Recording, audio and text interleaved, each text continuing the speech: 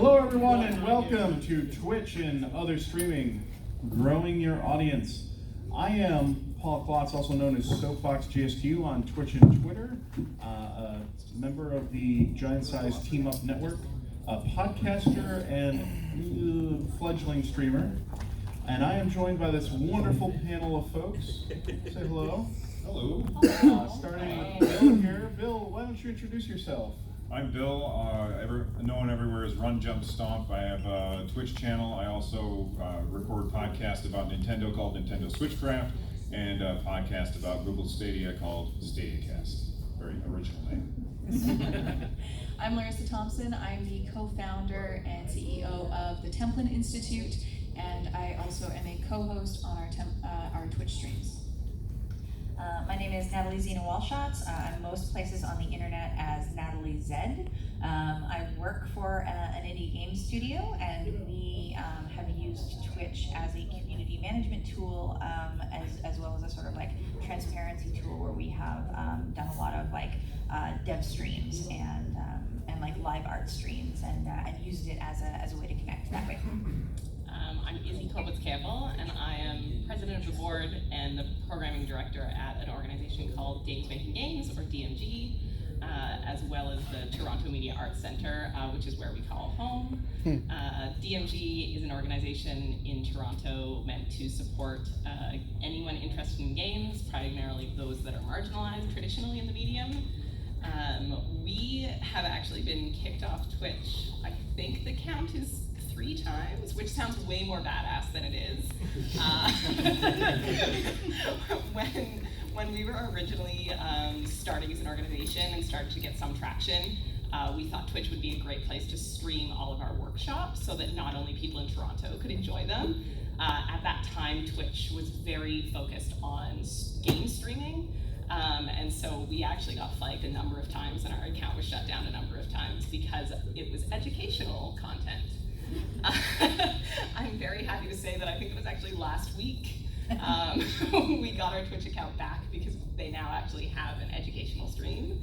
But in the meantime, we have used a number of very hacky ways to stream to some of our international members. Hi there, I'm Rob Roberts on Twitch, Mr. Rob Roberts, Mr. Rob Roberts on Twitter, and I co-host a show called Orange Lounge Radio that's been running since June of 2002, so we just celebrated 17 years on the internet a couple months ago, and we actually, as of last December, moved kind of our operations off of Shoutcast, which is, it was an awesome platform back in the day, and still is in many ways, but it wasn't, discoverability was very, very hard on that platform. So we made the move over to Twitch with the network that we're a part of, the Voice of Geeks Network, VOG Network on Twitch. Excellent. So real quickly, before we get into the meat of the show today, the Dragoncon is supporting a charity as they do every year, and that is the American Heart Association, and they will match up to $100,000 of contributions towards the charity. So please consider supporting the American Heart Association. You can text AHA 2019 to 44321 and do your donation right through your phone. We don't have a collection plate or dish or whatever it might have been in the past this year, but you can do it through the app. Everybody's got a phone. Please consider doing that. So a little bit about what the scope of this panel is. I pitched this panel, and at least I believe I pitched this version of it, because we had a couple of duplicates of similar panels come in. One of the things that I got into streaming on Twitch for was I was a podcaster who wanted a way to interact with an audience and to find more people to become my audience. So we're going to go through down the line and talk about our experiences utilizing either Twitch or a different platform to find, discovery and new audiences. But we're also going to, a little later, discuss some perhaps tips or tricks that you might have used to expand your audience once you kind of got going on the platform or a comparable platform. And I really do want to stress, it says Twitch in the title here. We're not strictly talking about Twitch. You can apply a lot of these ideas to just about any streaming platform. So let's go all the way down to the end. Rob. Okay. Well, So when Orange Lounge Radio started as a live show, we were using a platform that existed at the time called Live 365 to deliver the audio end of it, which was basically handling all of the MP3 ends of things. And we were usually utilizing an MIRC chat room, or excuse me, it would be IRC. Sorry, the client was MIRC. I don't want to get corrected. But IRC, of course, is really kind of the backbone that even like Twitch chat is really built on, right? So that made it a pretty easy move, an easy shift over to Twitch. We had built a community because we've always done our show live. So for me, we've always done it live. So we were on Live 365, and then we moved to another network that we were a part of for a while called All Games. And they had a very similar setup with a live chat room as well. And then about 7 years ago, we founded the Voice Geeks Network, where we're at now. We were using IRC in the beginning there, and then kind of moved over to Twitch. I think one thing that has really helped in kind of maintaining the audience from switching to switching is maintaining a presence on other social media platforms is very important as well. So of course we're on the Twitter, and that's a good place to be to kind of keep people up on what's going. Running a Facebook page, we had a Google Plus page at one point. Good place to kind of give the updates of what's going on and what the changes are, why we're doing the changes and so forth. And we've been pretty fortunate that most of our listenership has kind of made the move along with us over the years. Excellent. Izzie? Yeah, so I think one of the little bit of differences with DMG is that we are primarily local based. We believe really strongly in member run communities, and think having a shared space gives us the best access to support our local community. That being said, I think the streaming portion of this is really how we can extend and grow ourselves, and also people who can't even come into Toronto. Even if we're located downtown, we understand that that's actually sometimes inaccessible for people. And so streaming has really helped us do that, even if it was over Google Hangouts or even Slack calls. And we've kind of switched a lot, but the main thing that throughout is we have our same programming, so that's very consistent. We want it to be really high touch, so people feel like they are kind of in the workshops, but also we have other kind of online communities, so we do have a pretty active Slack channel. Our Twitter is very active, both to help people who are outside of Toronto, but also to kind of amplify the voices of local people as well. Excellent. Natalie?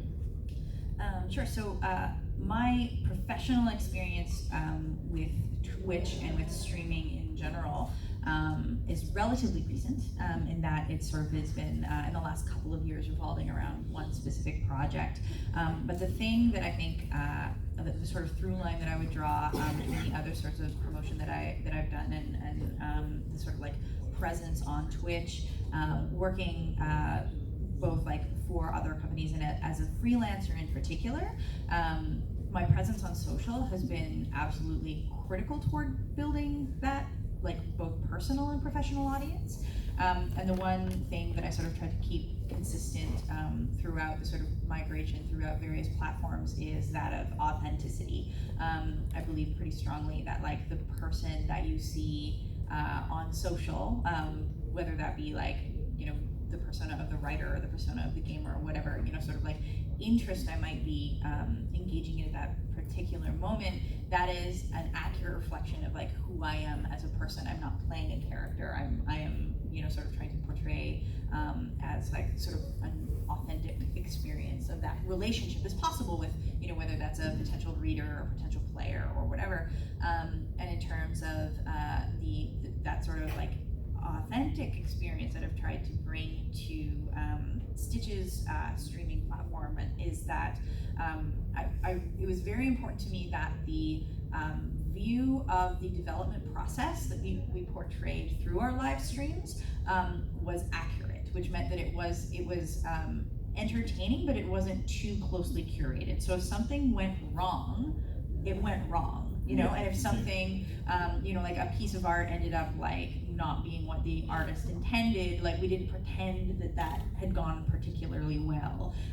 But also like when things did go really well, we were like really super pumped about the fact that it went really well. So kind of like trying to give the sense that like our viewership was there in the moment with us, sort of honestly experiencing both positive or negative what was going on for us, and that we weren't trying to kind of put too much of a spin on that in the process. Excellent. I think I'm gonna need a refresher of the question because I've just been so enraptured by what these people have had to say. So what prompted you to use streaming for your content, and how does that relate to expanding your audience? To answer the first part of the question, because it seemed fun. So much of what my main YouTube channel is about video games, so it just seemed like a natural fit to just start streaming video games and experiencing games again or for the first time with the audience that appreciates those same games. Especially for me, because I have always appreciated video games but haven't played a lot, so it's sharing the games that my audience loves, but experiencing them fresh for the first time, so they kind of get to see the game through my eyes in a way. And as for how it helps grow the community, it's a sort of insular secondary community to the main YouTube channel, but it's almost more tight-knit and close and engaged in a way that just isn't possible on a standard YouTube video. So for me, when I host a podcast, and what I ended up doing is I have a separate channel in my Discord that is for people who support either through Twitch Prime or Twitch subs, or through being a Patreon, or through being a member on YouTube. So what I was doing is when I was recording the podcast, I would just be in that channel, and I had the permission set up so that I could talk and they could listen to me record the show live. And somebody said, Bill, you should just do this on Twitch. You already have a Twitch channel, which I was using just to play games on, but they said you should record this on Twitch for not just the patrons. And I was like, well, I'll do a poll real quick and make sure that that's okay with the other patrons. And every single patron said, yeah, go for it, because they weren't really there to get extra stuff. They were just there to support a show that they liked. So I ended up doing all of the setup and starting recording the show live. And now when I record the show, I do the show notes, record the show, and edit the show all live on Twitch, so they get to see basically how the sausage is made when I'm doing the podcast. To speak to that, we've had a couple of panelists in various panels through the track over the weekend speaking to that experience of live recording their show for a traditional podcast, but doing it live so that you could interact with chat, and then still cutting the podcast into and distributing it through normal channels for podcasts. And I want to emphasize that is absolutely a tool you could be using, a pathway you could go. If you're already working on a podcast or something comparable, maybe you're doing audio stories or something like that, you could definitely go live, record, even do your editing in front of your audience, and then send it out through normal pod distribution channels. Does anybody, and anybody can jump in here, does someone have a moment when they did something with their channel that had an immediate impact on their viewership, like a big spike or something that just really jumped out, or something perhaps that galvanized your community in a way that was unexpected? Well, for our channel, we had done this huge new show on our main YouTube channel, where we would play this one video game, and every 4 sessions we would release a documentary explaining what happened in the gameplay. And we announced that we were going to be doing this. We explained how it was going to work, and our first stream had over 700 people, where before we'd only had 20. So that was a pretty huge deal, and of course it petered out over time as people got less excited, but generally speaking, everyone was really engaged for a long time, because we tried to actively engage the community with the decisions that we had to make during the playthrough, so that they had an active influence on how the documentary would turn out. So in that sense, your audience became, or entered into a collaborative relationship with you to a certain degree. Yeah, they almost became influencers of an influencer.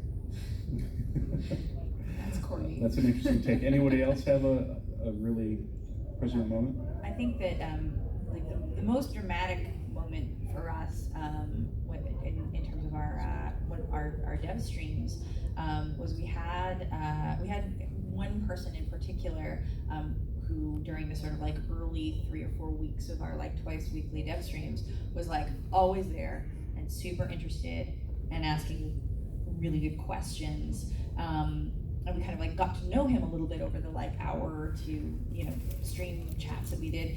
And at the end of about 3 or 4 weeks, he was like, "Are you guys hiring?" And we're like, we are actually. And he was this brilliant young dev named Adrian Miasek, and he came in and we hired him, and he ended up being like a primary coder on the project. And he didn't start watching our stream for a job. We didn't start engaging with him, attempting to like find somebody, but we ended up finding somebody who is, had an obvious passion for and shared interest in exactly the kind of game that we were trying to make. And he, had a huge impact on what the game became. That's a really interesting story. I guess, to kind of piggyback on that, I feel like a lot of us have, because one of the big things, particularly with Twitch streaming, is eventually you need to develop a mod team, right? To help you out, to keep your chat clean and following the guidelines. It's something that if your audience grows beyond a few people, it's something you can't really do yourself while you're actively engaged in entertaining your viewers, and maybe you're playing games or doing something else. I found that a lot of streamers speak to moderators coming out of their community. Those people who just show up over and over again, and they're really invested. They might be patrons or they might be subs and such, and they kind of get who you are and they get your vibe, and then at some point you kind of get that point where like, well, maybe I'll give you the big old band hammer and let you see how you do. And that can be vital, especially for a smaller channel just starting to get in a position. And those people tend to become, in my experience, this anchor point in your community that other people rally behind, and they just, that's somebody they get excited to see and interact with in chat, especially if they're super positive people. And it really can change the tone of your content and your stream. So let's Can I build on that a little bit? Oh yeah, absolutely. Because I was going to say, some of like our power users and our really like frequent chatters and some of our mod teams and so forth have gone on to create their own streams and their own podcasts. And like, not only is really truly that like the ultimate compliment for what we do is the fact that you've inspired someone else to do that. But some people I think sometimes get a little like maybe freaked out by that because they go, oh, it's competition.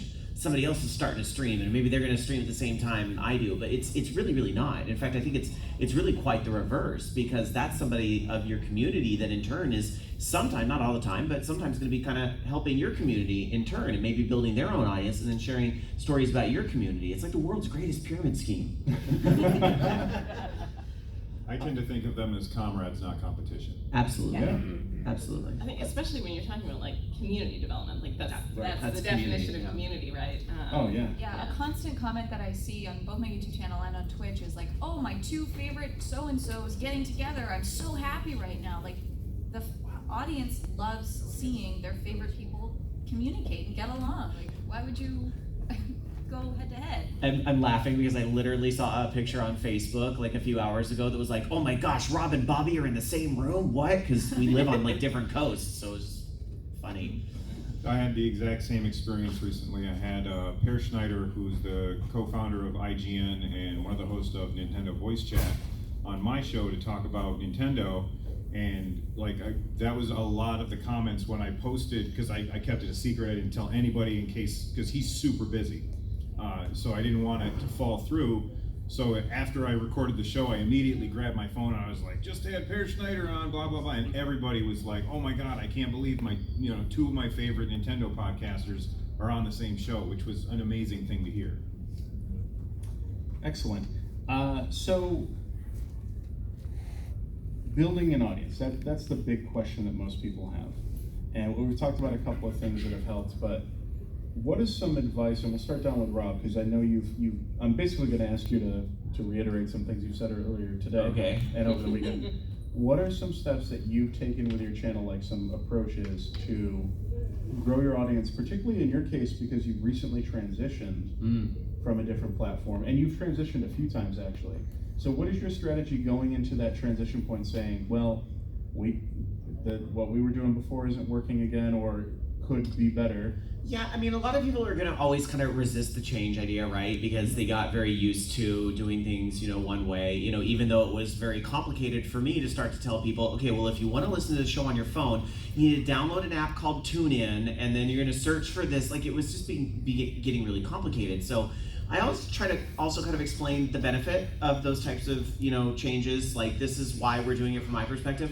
And for the most part, the listenership has been very supportive. Like, there was very little pushback. Usually, any pushback that we got was, well, I don't really like Twitch. I don't like Twitch as a platform. You might have your, really strong, hardcore YouTube or Mixer fans, and that's cool, but I'm also kind of like, you know what? Can't we all just get along, right? So, I also kind of made sure to sell home the point that, the podcast itself, which I have a much larger download listenership on the podcast feed than I do live. I'm very thankful for the live audience because they helped shape the show in half of the past 17 years. But, the larger audience is really on the podcast. And I think it was important to say, the podcast isn't going away. Twitch is the delivery mechanism. It's the way we're presenting the show live. But you know what? What's on the menu isn't going to drastically change. Excellent. Anybody else faced a similar situation so far? No? Oh, wonderful. Sorry. Yeah, It's all sunny. It's sunny. yeah. Back in my day. So one of the things that has been talked about on a few other panels as well is, so basically the first big goal I think most people get with Twitch is to become affiliate, right? It's what opens up monetization, which is a big deal for a lot of fledgling channels. It's the kind of thing that, if you achieve it, it can bring revenue in, it can help you maybe improve the quality of your equipment and such. So perhaps if anybody has something that you did right away when you got on Twitch to try to achieve affiliate as soon as possible, because there is a time limitation on it, you have to qualify. But what was something you did right out of the gate, and was it effective? Because I'd actually be really interested to hear anything that didn't work out.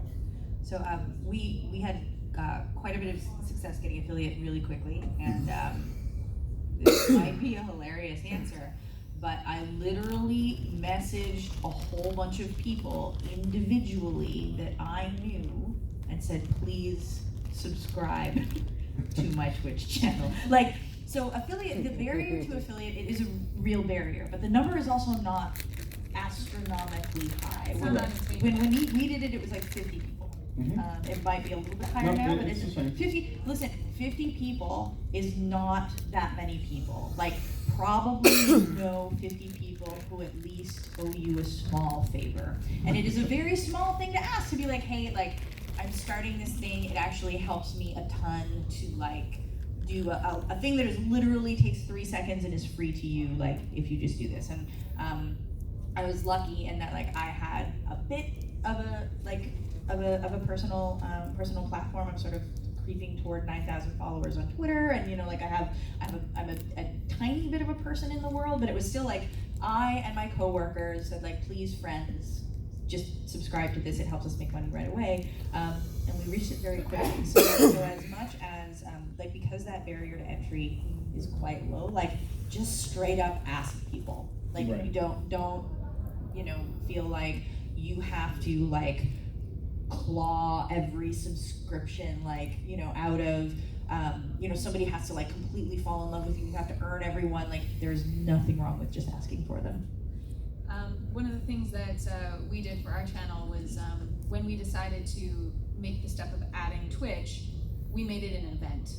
It's any time that we make a change, it's got to be an event to build up hype, get people excited about it. So we did a big launch date thing, and yeah, it was just used our platforms that we already had, built excitement there, and then said, and there's going to be a party continuing over here. Come join us. And yeah, I think that generally works for that sort of a thing. Agree. Strong agree. Yeah. For myself, to reach affiliate, I ended up collaborating because we have a podcasting network, Giant Size Team Up. We have a number of different shows. Many of those shows have multiple folks who stream, or the shows themselves have streams. And we made an initiative as a network to, hey, anybody who's interested, we're all going to start streaming.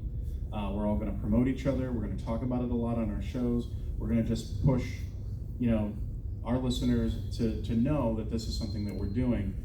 Something that helped me get over that 50 follower bump, like that, because it's not a trivial amount, but it is not unattainable. Like, as you said, you can get it. You can get there. You'll have to be consistent and put yourself out there, and you might have to ask some friends, and you might have to ask some family, but it is achievable.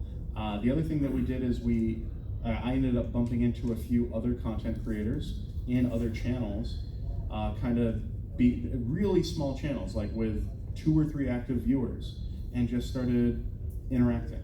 And the next thing I know, they figure out that you're a streamer too. Because a lot of times when people, like if you follow someone and they're a small streamer, they'll click on your profile and they'll go follow you. This won't happen with a bigger stream, but smaller streamers will click on your profile and follow you. And the first thing they'll look for is, do you have VODs? Have you been streaming? And a lot of users don't, but some do. And so then they'll follow you back. And that's one, you're essentially trading follows at that point in a way.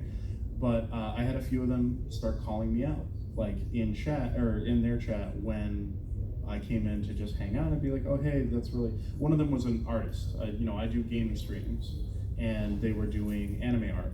And I was like, oh, that's so cool. I really like what you're doing. And they just would talk to me a little bit. And then the next thing I know, they're like, oh, did you know that SoapboxGSQ is a streamer as well? Please go check him out. Oh, look, he's really close to affiliate. And I was in like the 40s. I was really, really close. And they really helped me get over that bump. And then we turned around and we did it for our mod Nicole, who's in the front row here. She was really close to affiliate. So everybody started pointing to her, and we got her over the bump. And then another channel had been like active and inactive, and he was like within 5 or 6 as well. And we did the same thing with him. And so the next thing I knew, 4 or 5 different streamers all helped each other get across the finish line and all achieve, that special goal of monetization. Do any of you collaborate with other streamers, other shows, anything like that? And how does that have an impact on your show and your viewership? I'll kind of start because with VOG Network, obviously Orange Lounge Radio on Sunday nights. Before that is Bobby Blackwolf, who's in the room somewhere. Excuse me, and he does the show right before us. And so that's been really great, is that we're kind of helping each other's audiences out. And then there's other shows that are part of our network too. They're on different nights, so we can't have that direct, one leading into the other or one being right before the other. But, we can help give awareness and so forth. And a lot of times, like Rama from Anime Jam Session will call our show, and participate with the show, and so forth. So I think definitely, having the community, I think in that sense has worked out. I know not everybody isn't a part of a larger podcast community, but you still might be building a small streaming community, amongst your friends. I didn't want to take a step too far back, but I really had to shine a light on something that you said earlier, because I think it's so important. And that was about the VODs. The video on demand is not turned on by default.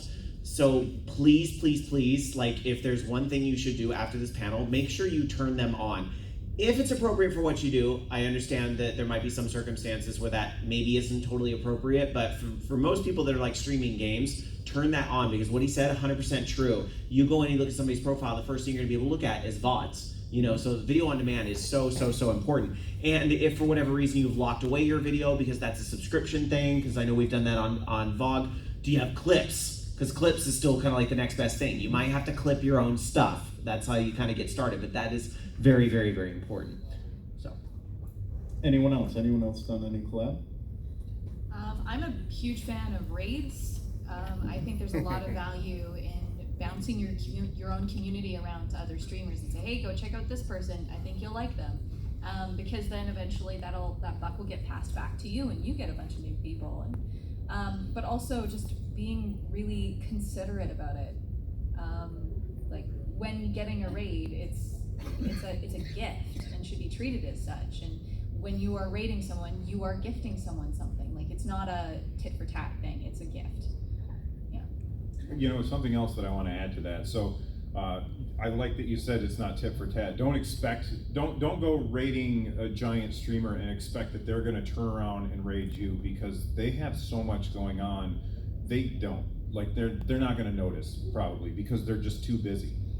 But one thing that I do that I think that helps is, I've got some people that will raid me on a regular basis, and they don't always have the same people, the same audience every single time. So you want to make sure that your stream looks good, so that you have a good background and good lighting. You don't have to start with Good that. sound. You want to have, that's the most important thing, is you want to have a good microphone.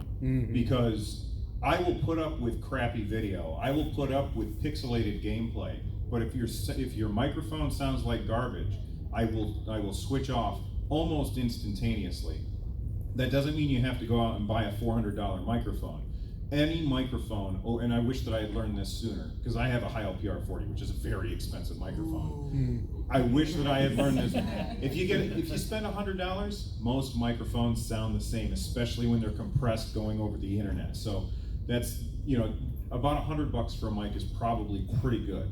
I got distracted by something shiny. What was I talking about? Raids. Yeah. So you make sure everything looks good. I have transitions that I got over at nerdordie.com. So when I switch scenes, like, it's this cool animation. So when you get rated, I reach over, I hit a button, I switch scenes, and I've got this new screen, and I welcome everybody and tell them exactly what kind of streamer I am, what do I do. And for a lot of people, they're like, holy cow, that was really cool. Like, that transition was cool. Not everybody does that. And it makes you stand out. And then they're like, you know what, I might actually follow this guy, because he seems like he's got his stuff going on pretty well. Just a few touches like that, like having a really nice frame, having different like interstitials, having like even just we're starting in blank countdown, or where, like, if you have to leave for a second, having a hilarious technical difficulty screen you can put up. Those very small things can make you look so much more polished than maybe you might feel at the beginning in particular.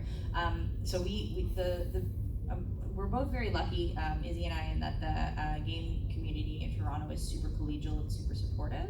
And something that I found very useful in our own stream is hosting. We do a lot of hosting. So hosting other developers who are, because we're a small indie dev, even if we do a couple of hour or two streams a week, or even if it gets up to 3 or 4, that's not a ton of content, right? That's an hour here and there, and we have so much more time and platform during which we can be hosting things that other people in our community are doing, and sort of using your channel as a platform for other people means that you're not only giving them a potential audience, but you're inviting them and their audiences to support you in kind. Yeah, I feel like that's one of the biggest things just in general, not even specific to streaming, that has been successful for DMG, kind of growing its local community and also online community, which is just we have this great membership of people making amazing stuff. And why they came to us and why they continue to come to us is that we're supporting that work, we're educating that work. We really strive to bring people in from a 101 level and then support them all the way through to their first job in AAA if they want to, or the launch of their indie game, and hopefully because of that, when that success happens, they'll come back, they'll teach workshops, they'll be more active in our community, and we can kind of cycle that again. So I think really that's just any of our successes because of that.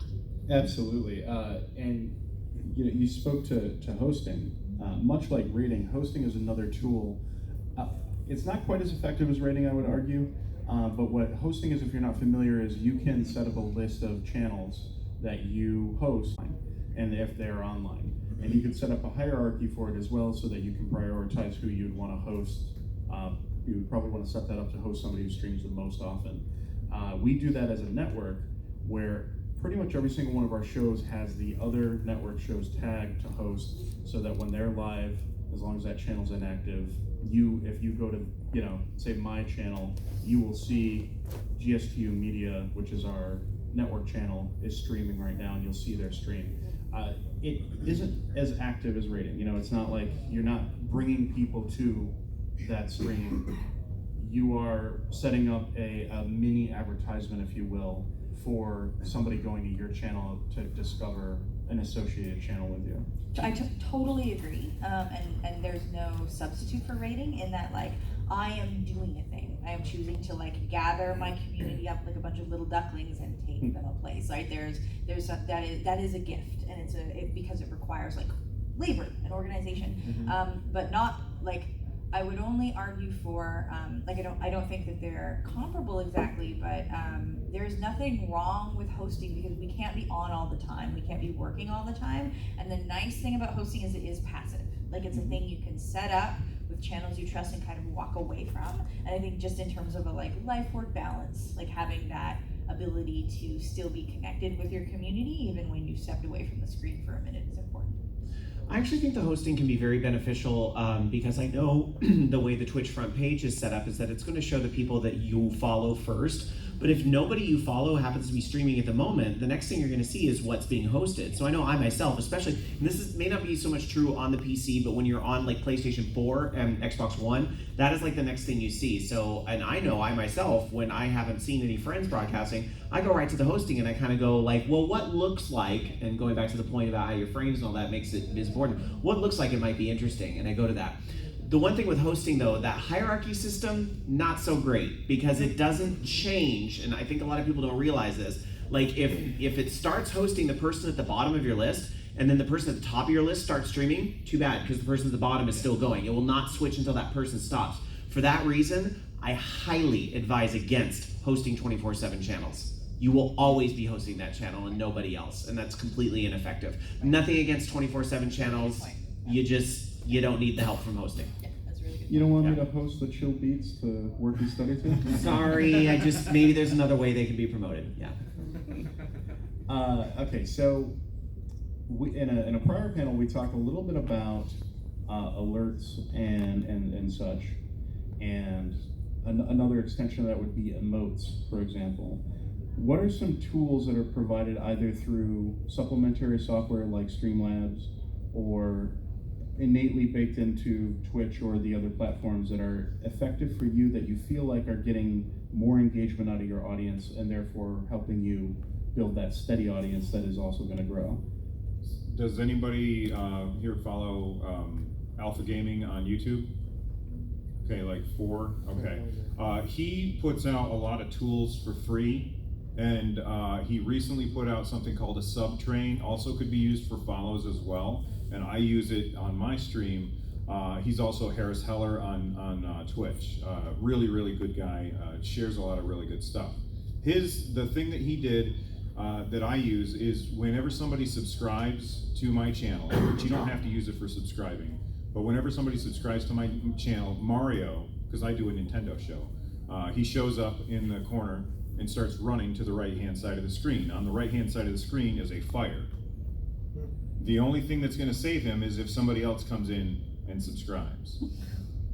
Because he's going to run toward that fire. It takes 5 minutes. It's ransom bill. I know. But you can set this up for people to follow as well. Emotional manipulation. I know. Interest. Oh, and at 1 in 10 will Subscribe be when Super Mario Mario instead of dies. regular. So there's all of these tools out there that you can use to help your audience grow. If you use that for follow, like people might just click the follow button and you would hit affiliate faster just because they don't want Mario to die a horrible fiery death. So use kittens. Yes. That There we go. will certainly get Some you. supervillain No, shit. don't use Fantastic. I really like custom sounds. And Okay. I know this might be like contentious, like I know some people find them like really, really irritating, but like when, you know, sort of when you get a new subscriber, when you get a new follow, having like some kind of like Legend of Zelda, like opening a chest, like super satisfying, like crunchy sound effects, very satisfying. A buddy of mine streams, his name's Bog Otter. Him and his girlfriend have recorded for, you know how if somebody subscribes to you like 2 months in a row, and then there's 3 months in a row, Twitch keeps track of that. And they have recorded a different sound for each month for like 30 some months or something. And so like when you get to like 13 months, he'll be like, it's his voice saying, 13 months in a row, thought I scared you away, or something like that. So that, like, people love when that thing comes up, and a lot of his community will look forward to when they get to have that thing. And going back to Harris Heller, there's these things that are kind of new on Twitch where you can have like a little icon next to your name if you're a subscriber, and over time they change. So what he's done is he has his as a Pokeball, and then after a while, or no, a Pokemon egg, and after a while the egg will hatch. So after like 4 months, he'll be like, oh, our egg hatched. And so like now we get to name it. It's very funny, and it works very well. Yeah, I'm a big fan of like gamifying anything on Twitch. Yeah. Okay. And I do agree. I feel like in a lot of cases, gamifying something like that gets people to be engaged more, and then they'll interact with each other, and they'll be excited about it. I love the train thing. It works. It's also really easy to set up too. It's like a click, and then you got to find pictures to put in it. It works very well, and it's free. To speak to the soundbite thing, on our GSTU media channel, we've recently implemented one of the tools that allows viewers to play sounds, and you can associate like a bit cost with it. And I find it's kind of a slippery slope because we have a couple people who are very enthusiastic and like to play Rick and Morty sad song over and over and over again. And one of those people is me. When my partner Charles, who's sitting back in the crowd, when he's streaming and he's playing Borderlands 2 and he dies, I click it and wait the 8 seconds for it to start playing. And You're a troll. I cackle in glee as he goes, "Who keeps playing it?" Well, it's me. So this might actually speak a little bit to a pitfall, because you can certainly overwhelm your audience, right? You can overwhelm your audience with graphics, with GIFs such as that, alerts. You can overwhelm them with sounds. Has anybody implemented something that like your community was immediately like, please do not do this? Because I would love to hear about that. And everybody's shaking their head, no. Yeah, it's something that like I know that we are super paranoid of. Right. Like every single decision that we make is made in mind of like, how does this fit with our brand? How does this look next to everything else that we've got? Does this fit with what we set up for ourselves already? And we won't implement it if it's like, If we're not wild and excited about it, it doesn't happen. So you're talking about very carefully curating your entire experience, essentially. Yes. Which I would think that for certain types of content is absolutely vital. Oh, definitely. I would even argue all content. Right. If it's not set up intentionally, then it's impossible to follow from an audience perspective, because then it's just like this mound of spaghetti and you can't follow a noodle. Right. But to add to that, just the way that you said that you're so careful about what you add, even if my community said, we really don't like that, I'd say, well, go make your own show, because I like this, and you should do the stream that you want to watch, and if somebody doesn't like it, then they can go make their own show. That's how I feel about it, though. I think kind of like maybe flipping your question a little bit, like, you have to kind of consider what kind of like alerts and interruptions and things are going to be best for your audience. And it might be different depending on the situation. For example, on my personal channel, I love RuPaul's Drag Race. So I have Drag Race gifs and sound effects and things that'll play when I get followers and subscribers. It's very flashy. But on the VOG Network channel, because we are recording a podcast, we don't want to be stopping this podcast when we know like the bulk of where our listeners are at on podcasts. We don't want to be stopping every few seconds to go. And back in the news tonight, oh, thank you ActF for the 5 biddies, appreciate that. Anyway, on our story, that might be appropriate for like a personal stream. You want to get that acknowledgement. But what we did at VOG Network is that we use a plugin that Bobby built that scrolls it along the bottom of the screen. It'll say so and so donated 5 bits, thanks. and move on. And then that way it's not interrupting the flow of the show. At the end, absolutely, because so when our credits kind of roll, noting that the live, the recorded part of the show is done, we'll kind of come back and say, okay, it's kind of wrapping up, how was the show tonight? Oh, by the way, let's go through and thank everybody who helped out tonight with the show. And thankfully, we used to use Streamlabs for that, but Twitch kind of built that in the dashboard pretty recently. Now, I guess they thought people liked it. So you can kind of go through and give all that acknowledgement, and that's what's really worked for us there. But do you think also when you are changing things, kind of ask for feedback if you're not sure it's working, because then there's a lot more flexibility. Because I think when you kind of said it, I was like, oh, it seemed a little catastrophic. Like, did everyone hate it? And I'm like, well, no, but we do ask for feedback. Have things changed? Does this work? We added something. I ran into this same thing actually. Now that I think about it, and I wasn't married to the idea, so I never went through with it. But I had somebody draw me. Like they did some fan art and they sent it to me, and I was like, holy cow, this is really cool. Can you send me the PSD file so I might turn it into my new podcast art, because I loved it so much. And so they did, and then I have a separate channel on my Discord for my mod team, and I did some manipulation and I put it up there, and I asked them, what did you guys think? And they all said, we really like the other one, the original one better. And I was like, okay. I wasn't married to the idea anyway, but so asking your community what they think is a good idea. But the ultimate decision is still yours. Yes, it's your decision because you're the show. So in your saying that made me think about something that we do at GSTU inherently that might not be obvious to someone who's doing it by themselves, but we tend to audit each other in a way. So we drop in on each other's streams on a fairly regular basis. And occasionally a conversation will come up and where we will give each other feedback.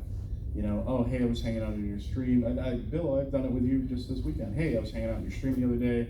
I thought it was hilarious when your son was pelting you with Nerf bullets while you were playing a bullet store game. He was really close to me and it hurt. Yeah. I'm pretty sure I saw welts forming. And, so it's like getting that kind of feedback can, I think, be really, really important. I would also say, sometimes go and watch your own content. I think a lot of content creators will say, I hate to watch my own content or look at it. Do you guys watch your own content? You have to. I do, but I hate it. My face is stupid. Yep. No, it's not. No, it's not. My face is stupid, my voice sucks. We are Do I our sound like that? We are our own worst critics in every single way, but that is going to make you better. I used to. I don't so much anymore. I should probably get back into that habit. But what I found is there's always a reason why you hate watching or listening to yourself, and it's really important to figure out exactly why, because otherwise, you can't get any value from it.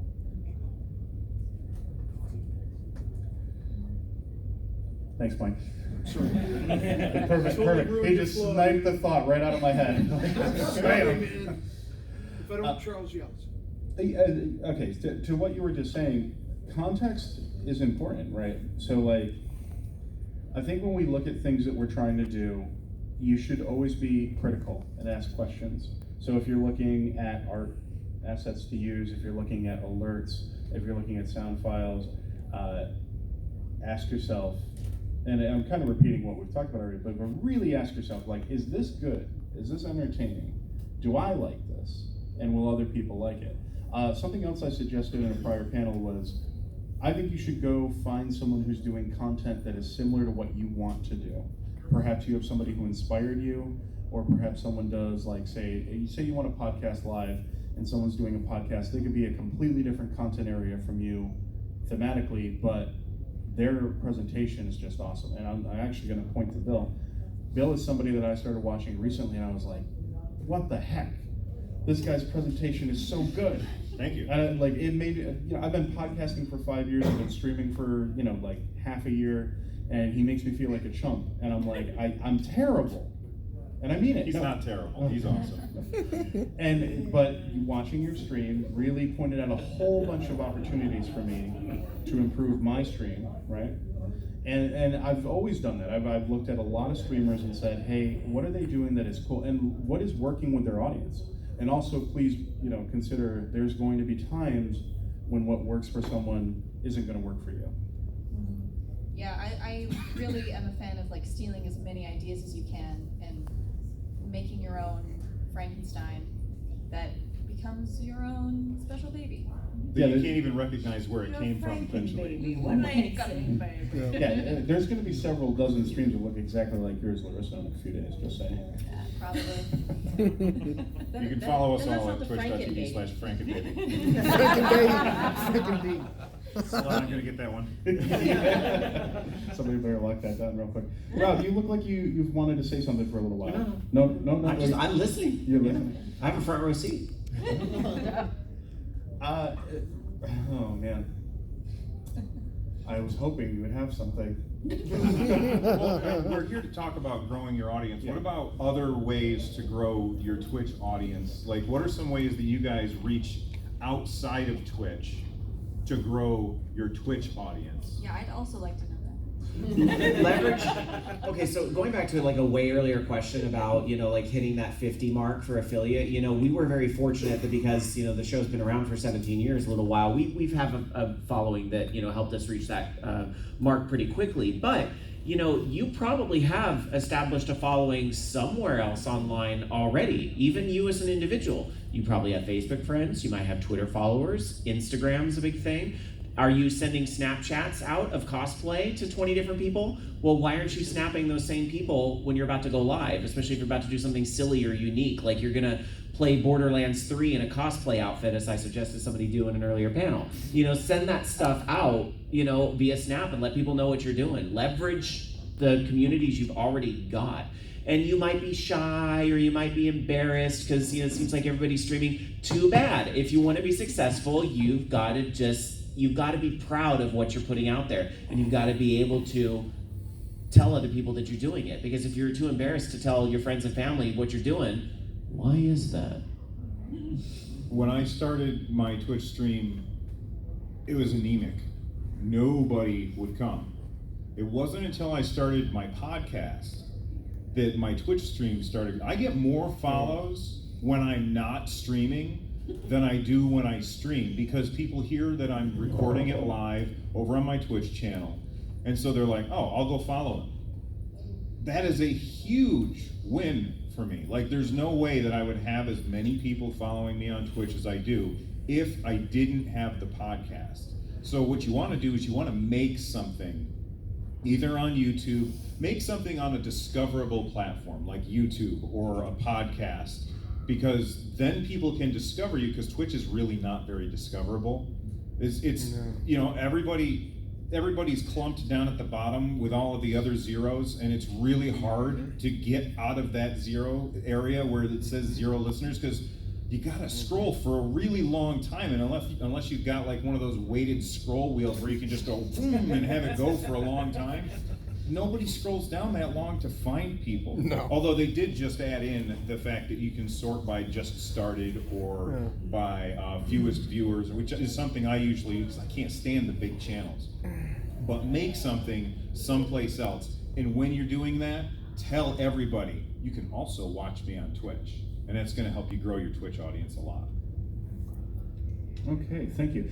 So we got about 9 minutes left here. We're going to open it up to questions from the audience. We can get a few in here, and then we'll do our outros. So please raise your hand. Raise your hand if you have a question. A question? All right, we'll go with you first. Talking to the top, man. Okay. Hey, how you guys doing? I appreciate your Templeton Institute channel. I've watched a lot of that. Great lore. But the question I have is, I have a YouTube video channel that I'm trying to start up and get going.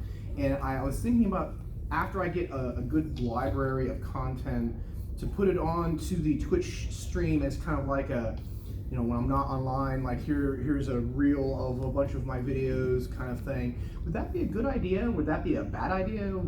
I don't What think do you it guys would. think? I don't think it would be a bad idea, but I also don't think a lot of people would watch it. People tend, and you guys can correct me if you think I'm wrong, but I don't think very many people go to Twitch to watch video on demand stuff. They tend to go there to watch live stuff.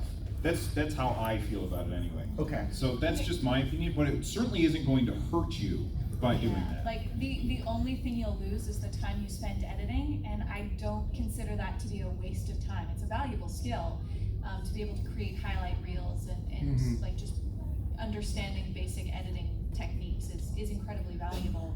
And who knows, it might get you like 1 or 2 more followers than you would have otherwise. Indeed.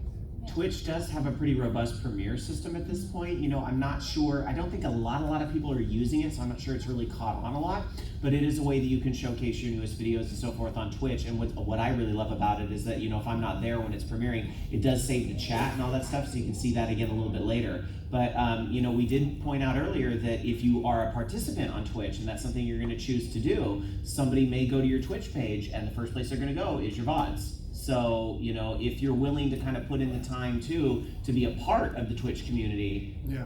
I bet having a robust library of VODs may be very good for people to figure out who you are. Okay, thank you. And also to tack on the premiere system, if you are, like, because you talked about this earlier on prior panel, Rob, you traveled before this con and then you came to the con. Yeah, so I've been gone for 10 days, yeah. Right, so you released an episode while you were away because you did not want to go such a length of time without having content come out. Right, the consistency is so important. We didn't want to go, I can kind of get away with missing one show, especially during Dragoncon and Labor Day weekend when there's so many other things going on, but I didn't really want to miss 2, and I took an early trip this year to visit a friend. So what we did is like the literally like 2 nights before I got on the plane, we did a show, and we kind of did it every time. We tried to cover, luckily we had Gamescom, so we did a little bit of news, but then we really opened it up to like, this is a Q&A episode. We really want to, and you know what? It doesn't even like totally have to do with gaming, but we got some great questions. Like things as simple as, why do you enjoy gaming? And that spawned like a 20-minute conversation all of its own. And so it was a really fun episode to do. And what we did is we scheduled it as a premiere. It was still Sunday night at 6 o'clock, right after Bobby, as it always is. And the great thing about it was that, you know, I wasn't there myself, unfortunately, because I was traveling, but the feedback I got from Bobby was that for the most part, as far as chat felt and everything, it felt like a normal episode. And people weren't as bothered because I'd warned them in advance, hey, we're not gonna be live. It's not like I played a gotcha on them, you know? They knew they were showing up and it wouldn't have that same interaction. But I'll still go back and through and read that chat and maybe address some of it on the next episode, you know? So it worked out really well, I think, and helped to keep that consistency. Awesome. Next question. Yep, two really quick ones. Number one, Rob, you mentioned Bobby. Is Bobby Alpha Game? I'm sorry? Is Bobby Alpha Games? You made No, a Bobby reference. is Bobby Black. Bobby Blackwell's in this okay. channel, You yeah. were talking about There he is. sorry. Second question, you were talking about the VOD stuff, YouTube and VOD, and I'm a new guy to all this. That's all right. Can I duplicate? Yes. Yes, however, be Okay. mindful of the Twitch affiliate agreement. If you go down that far, is that if you do sign up with the affiliate agreement, you are agreeing to keep things exclusive on Twitch for 24 hours. So do keep that in the back. I mean, a lot of people are kind of bending the rules, but if you bend the rules and get caught, that's on you. So do keep in mind those affiliate rules you agree to. Perfect, So. thank you. Yeah, it's really important you keep that in mind because if you are looking to make the path to partner, for example, which is an arduous journey, you don't want to have any blemishes like that. Preferably, you want to abide by the terms of the agreement. But yeah, if you can queue videos, your archive essentially on YouTube, and I do recommend that. If you're streaming on Twitch, grab your VODs, archive them on YouTube.